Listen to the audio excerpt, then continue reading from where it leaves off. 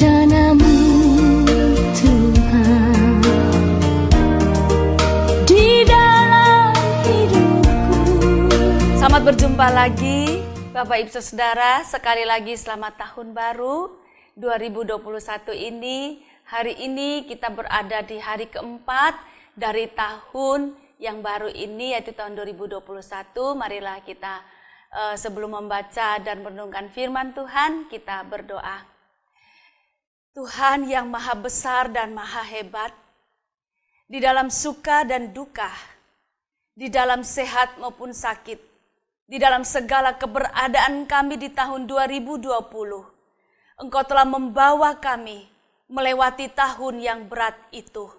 Dan hari ini Tuhan kembali kami datang menghampiri kekudusan-Mu di hari keempat dari tahun ini.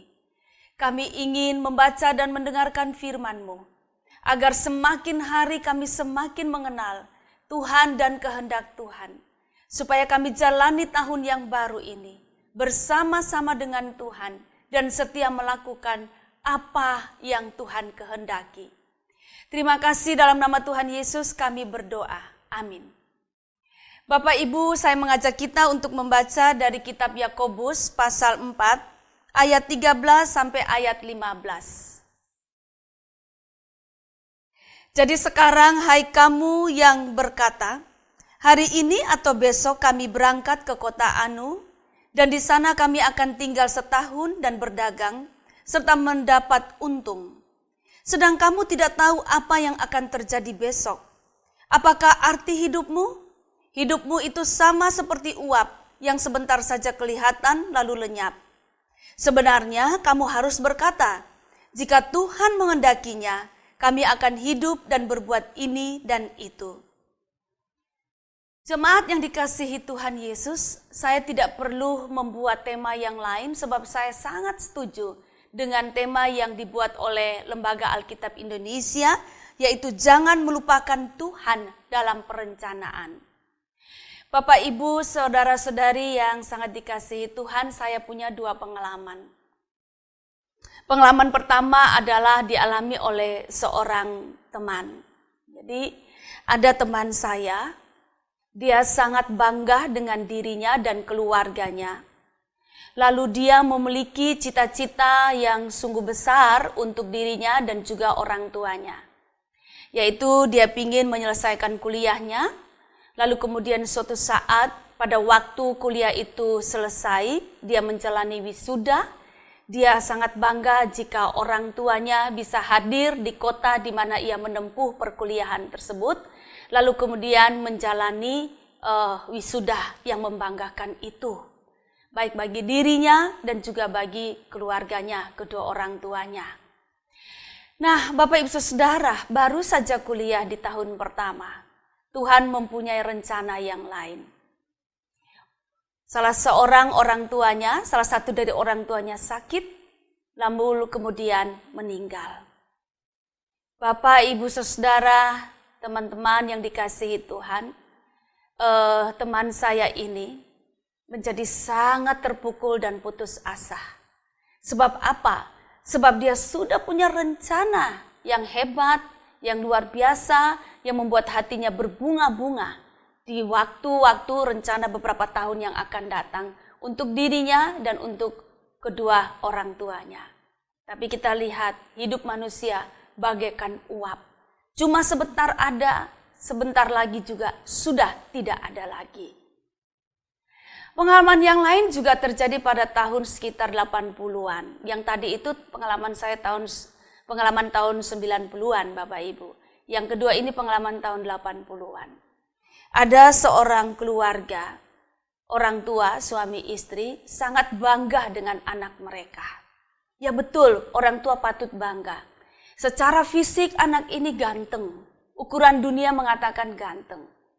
Dan secara intelektual anak ini juga cerdas. Karena dia bisa masuk di SMA yang menjadi SMA favorit di provinsi itu. Bukan cuma di kabupaten atau kota tersebut, tetapi provinsi tersebut. Lalu kemudian secara perilaku anaknya memang berperilaku sangat baik. Dan orang tua sangat bangga serta tentu punya angan-angan terhadap anak ini, punya cita-cita, tamat SMA, kuliah, lalu mendapatkan pekerjaan yang bagus, dan seterusnya, dan seterusnya. Tapi apa yang mau dikata Bapak Ibu, pada suatu malam anak ini tertabrak dan meninggal di tempat. Ayah dan ibunya sangat terpukul. Anak yang sangat dikasihi, yang sangat dibanggakan, meninggal Bapak Ibu. Di dalam usia yang sangat muda, masih remaja, kelas 2 SMA. Bapak Ibu yang sangat dikasihi, kita lihat firman yang mengatakan kepada kita di dalam kitab Yakobus ini bahwa hidupmu sama seperti uap yang sebentar saja kelihatan lalu lenyap. Hidup kita manusia ini cuma sebentar. Kita tidak pernah tahu apa yang akan terjadi pada kita dan juga apa yang terjadi pada orang lain. Orang-orang yang kita kasihi, orang-orang yang berada di sekitar kita. Pandemi COVID-19 juga Bapak Ibu membuka mata kita betapa hidup kita ini sangat rapuh bagaikan uap. Sebentar saja kita baru berbicara, baru berweanan, kita baru berkontak-kontak Bapak Ibu. Tapi lihat, dalam waktu yang sangat singkat Tuhan ambil kembali. Bapak Ibu, firman ini mau mengingatkan kepada kita sebagai manusia yang lemah, yang Tuhan kasihi, meski Tuhan berikan banyak kekuatan dan kebaikan bagi kita. Tetapi kita jangan pernah lupa diri.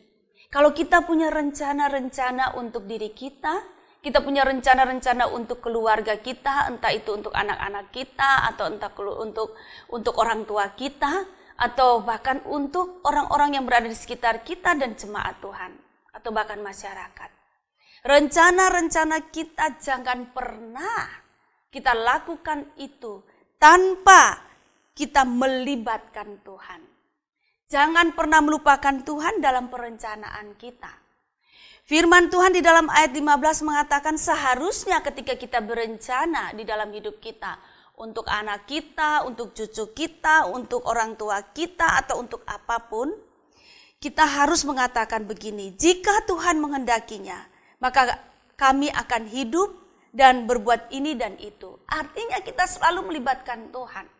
Kita selalu, mungkin letter-letternya begini Bapak Ibu, jika Tuhan menghendaki, kami akan melakukan ini, akan melakukan itu.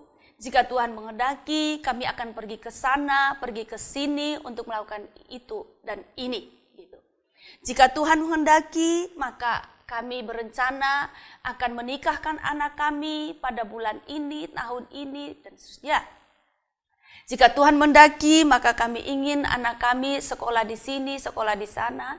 Atau jika Tuhan menghendaki, maka saya akan melakukan ini dan melakukan itu. Intinya Bapak Ibu selalu rendah hati di hadapan Tuhan. Lalu melibatkan Tuhan di dalam segala rencana-rencana kita. Dan tempatkan Tuhan pada posisinya. Berikan Tuhan melaksanakan otoritasnya. Dan kita tetap rendah hati, bergantung pada Tuhan, melibatkan Tuhan dalam segala perkara kita.